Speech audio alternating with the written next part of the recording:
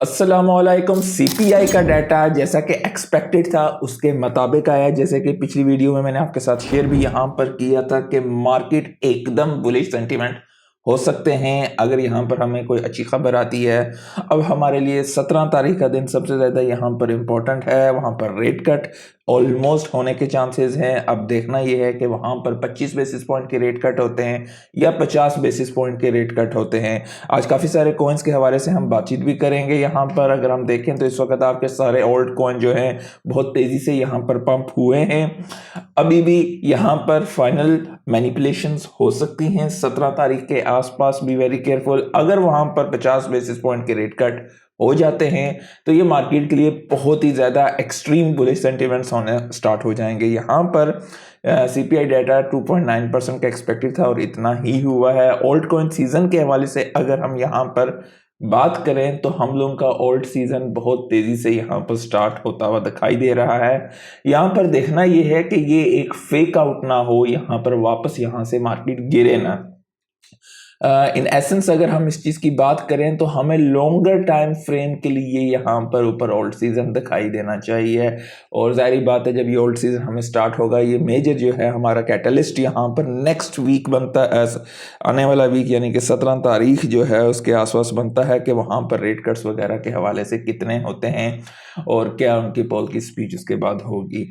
और उसके साथ ही हमारा एक्सट्रीम ओल्ड सीजन यहाँ पर स्टार्ट होता हुआ दिखाई देगा। अगर हम यहाँ पर देखें तो बिटकॉइन की डोमिनेंस ऑलरेडी यहाँ पर गिरनी स्टार्ट हो चुकी हुई है और बहुत ज़्यादा चांसेस हैं कि जिस तरह के मैंने आपके साथ पहले भी कई दफ़ा शेयर किया है नेक्स्ट वीक के हवाले से। आज ग़ालिबन जुमे का दिन है तो इस सैटरडे और संडे के दिन मार्केट में जो है काफ़ी ज़्यादा जो है आप कह सकते हो कि इतना ख़ास ना। पिछला हफ्ता बाय द वे बेसिकली बहुत ही ज़्यादा बोरिंग रहा था। तो कल से जो है जब से ये डाटा आया है तो मार्केट में जो है दोबारा से बुलिश सेंटिमेंट्स बन रहे हैं। यहाँ पर बीटीसी की डोमिनेंस इस वक्त 58.11% पे है। At the same time BTC की प्राइस शूट अप हुई है 115,000 पे। और लेट्स सी के बीटीसी की प्राइस, हमारा गोल यहाँ पर ये है कि प्राइस ऊपर की तरफ अप्रिशिएट हो और बीटीसी की डोमिनेंस यहाँ पे गिरनी चाहिए और एट द सेम टाइम फिर आपके मुख्तलिफ किस्म के ओल्ड कॉइन्स वगैरह आपको चढ़ते हुए यहाँ पर दिखाई देंगे। इथीरियम के हवाले से इथीरियम भी वापस इस चेन लाइन में आ चुका है यहाँ पर on daily time basis. Let's see के वीकली कैंडल भी यहाँ से ऊपर अगर क्लोज होती है 4,515 से ऊपर तो ये एक हमारे लिए अच्छी यहाँ पर सूरत हाल बनेगी। सोलाना के हवाले से ग़ालिबन कई अरसे से मैं आपके साथ शेयर भी कर रहा था कि यहाँ पर एक किस्म की वेज टाइप बन रही है कंडीशन। यहाँ पे ब्रेकआउट के चांसेस बहुत ज़्यादा हैं। अगर होते हैं तो 245 से लेके 260 के आसपास इस रेंज में जा सकता है। तो फ्रेंकली स्पीकिंग अब इस वक्त कंपैरेटिवली सोलाना एक्सपेंसिव हो चुका है। अराउंड 230 233 है। यहाँ पर मेजर अपॉर्चुनिटीज़ 180 से नीचे आपकी बनती थी। अब यहाँ पर आप मुख्तलिफ किस्म के अलग कॉइन्स देख सकते हैं जो कि कंपैरेटिवली चीपर हैं और इन टर्म्स ऑफ उसकी मार्केट कैप भी वहाँ पर सस्ते हैं। तो सुई भी जो है यहाँ पर ब्रेकआउट हुआ है। सुई स्टिल मेरे नज़दीक सस्ता है, इस वक्त $3.67 का है। यहाँ पर लिंक जो है वो तकरीबन 24.5 के आसपास है। ये भी जो है इस फॉलिंग वेज को यहाँ पर जो है इसने ब्रेक किया है।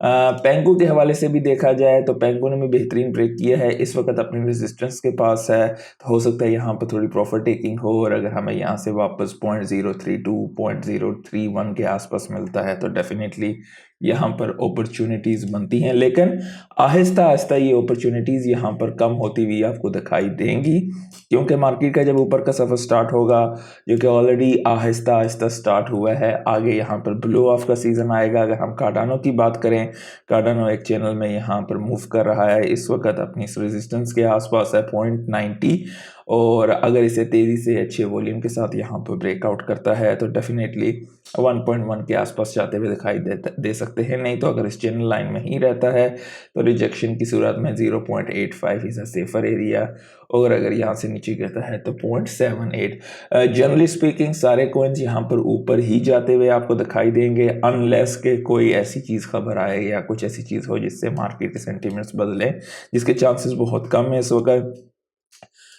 Ethereum in comparison to BTC pair जो है वो भी इस वक्त दोबारा से ब्रेकआउट हो रहा है और दोबारा कोशिश है यहाँ पे कि 0.043 को यहाँ पर टच करेगा और डेफिनेटली ये चीज़ हमें चाहिए क्योंकि इथेरियम यहाँ पे इन कंपैरिजन टू बीटीसी जब चढ़ेगा तो सारे ओल्ड कोइंस में भी यहाँ पर आपको रैली आती हुई दिखाई देगी। नेयर के हवाले से अगर हम बात कर लें तो नेयर कंपैरेटिवली अभी भी चीप है, अभी भी सस्ता है और नेयर जो है अगर हमें अराउंड जो है 2.7 की 2.88 की रेंज को अगर ये ब्रेक करता है विद अच्छे वॉल्यूम तो हमें ऊपर काफ़ी ज़्यादा वो यहाँ से दिखाई देगा। एवलांच जो है अपनी नेक्स्ट रेजिस्टेंस के पास है अराउंड 28.90। होपफुली इसे ये अगर ब्रेक करता है तो हमें अच्छी यहाँ पर भी जो है दोबारा से रैली दिखाई दे सकती है। जनरली स्पीकिंग एवलांच जो था one of the first mover था इस दफ़ा। कल के दिन गालिबन इसने सबसे पहले जो है तेज़ी यहाँ पर जो है स्टार्ट की थी। हम अगर यहाँ पर सोल ईथ चार्ट को देखें तो वहाँ पर भी कुछ अपॉर्चुनिटीज़ हैं उन लोगों के लिए, नए बायर्स के लिए नहीं, ये फ्लिपनर्स के लिए अपॉर्चुनिटीज़ हैं। तो सोल के अगर हम देखें तो यहाँ पे परफेक्ट बॉटम हम लोगों ने फाइंड आउट किया था इन कंपैरिजन टू ईथ फ्लिप करने के लिए है। तो सोल इस वक्त यहाँ पर 0.05 ईथ के आसपास बनता है और अगर हम यहाँ पर बात करें तो ये एक रेंज बनती है यहाँ पर। अगर इस रेंज के आसपास जो है आपको मिलता है दोबारा, अगर आपके पास ईथ है और आपको ये रेंज 0.047 के आसपास मिलती है तो डेफिनेटली आप फ्लिप यहाँ पे कर सकते हैं। डेफिनेटली नो फाइनेंशियल एडवाइस यहाँ पर। तो ये कुछ कॉइन है। बाकी अगर इसके अलावा अगर हम बात करें स्टॉक्स के हवाले से भी तो टेस्ला भी यहाँ पर रॉक कर रही है, $368 पे चली गई है। मैं काफ़ी दफ़ा इस रेंज में आप लोगों के साथ ख़ास तौर पे कह रहा था 300 से नीचे मिलती है तो उठा लो बहुत तेज़ी से। तो ये अपॉर्चुनिटीज़ जब कम हुई थी तो 320 के आसपास भी काफ़ी दफ़ा मैंने आपके साथ शेयर किया था। जनरली स्पीकिंग टेस्ला के लिए अगले महीने काफ़ी ज़्यादा यहाँ पर तेज़ी से बढ़ती हुई प्राइसेस दिखाई देंगे। अच्छा, फिडेलिटी का सोलाना का ETF, कनेरी का XRP और हेडेरा का ETF इनके डिपॉजिटरी ये DTCC प्लेटफॉर्म के साथ अब लिस्ट हुए हैं। तो यहाँ पर भी जो है हमारे ETFs के हवाले से भी मार्केट में जो है चीज़ें बनती जा रही हैं और ये भी एक ड्राइविंग फैक्टर हो सकता है अगले कुछ दिनों में मार्केट को ऊपर की तरफ अप्रिशिएट करने के लिए। BTC ने दोबारा से 116,000 को क्लेम किया है। मार्केट में लॉन्ग्स और शॉर्ट्स के हवाले से अगर देखा जाए लिक्विडेशन तो टोटल $349 मिलियन की हुई है, जहां पर लॉन्ग कम हुए हैं लिक्विडेट 118 मिलियन और शॉर्ट यहां पे 230 मिलियन की लिक्विडेशंस हुई हैं। एक डोरमेंट वॉलेट था 13 साल पुराना जिसके पास 232 BTC थे, वो अचानक से उठा है। उस वक्त उसकी परचेजिंग जो थी हुई थी $2,758 की 2012 में। उसकी वर्थ है इस वक्त $26 million, a holder of a decade. अच्छा, इथेरियम की न्यू वैलिडेटर एग्जिट क्यू के हवाले से अगर देखा जाए तो यहाँ पर जो है आप देख सकते हो कि तकरीबन 2.672 मिलियन जो हैं ये यहाँ पर एग्जिट क्यू है इथेरियम की और नए जो आ रहे हैं तकरीबन 7,042,808 एंट्री क्यू। तो डेफिनेटली ये सारे एग्जिट होके इस वक्त इंतज़ार में रहेंगे। जब मार्केट में एकदम बुलिश होगी तो उस वक्त आप एग्जिट की क्यू में बैठो तो उस टाइम पे आप एग्जिट नहीं ले सकते हो अगर आपको सेल ऑफ या कुछ करना है।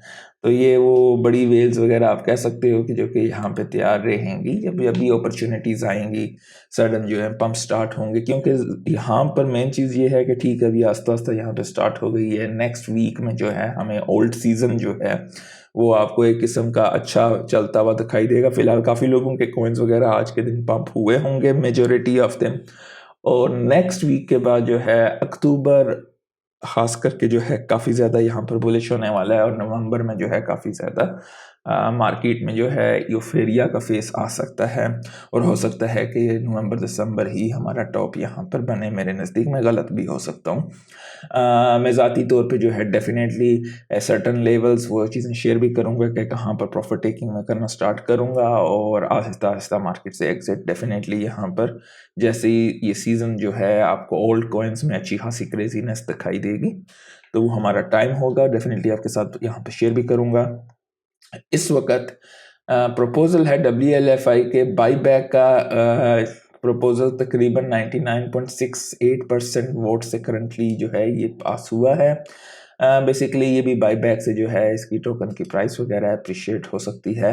मैं ज़ाती तौर पे मैंने आपके साथ पहले भी शेयर किया था कि मैं इस प्रोजेक्ट से दूर रहूँगा।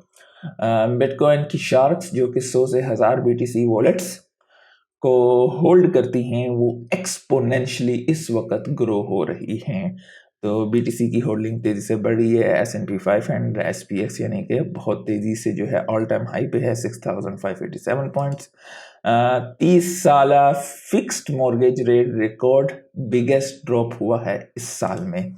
और ब्लैक रॉक प्लान कर रही है कि वो टोकनाइज्ड ETFs वगैरह को जो है करे। उसके जो सक्सेस हुई है BTC फंड के हवाले से, तो अब वो टोकनाइज्ड ETF की तरफ भी जाना चाह रही है।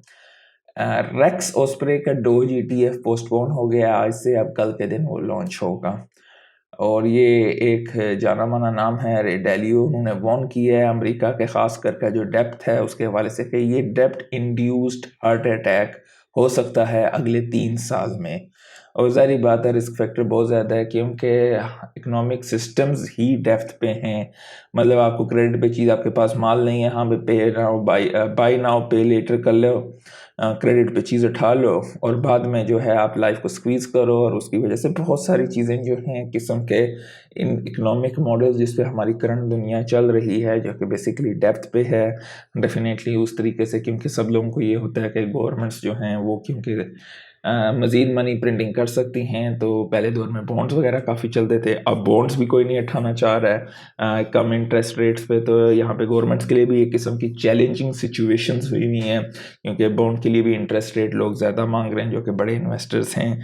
और साथ साथ इस चीज़ को गैप को पूरा करने के लिए US में जो कि ख़ास करके स्टेबल कॉइन्स के हवाले से यहाँ पे चल रहा है कि पैसा स्टेबल कॉइन्स को जो है ताकि हर आम इंसान तक अवेलेबल हो। और फिर वहाँ से क्रिप्टो रीसेट के हवाले से गालिबन पिछली वीडियो में मैंने शेयर भी किया था कि रशिया के क्या कंसर्न्स थे, तो वो वीडियो आप देख सकते हैं, काफ़ी कुछ सीखने को मिलेगा वहाँ पे।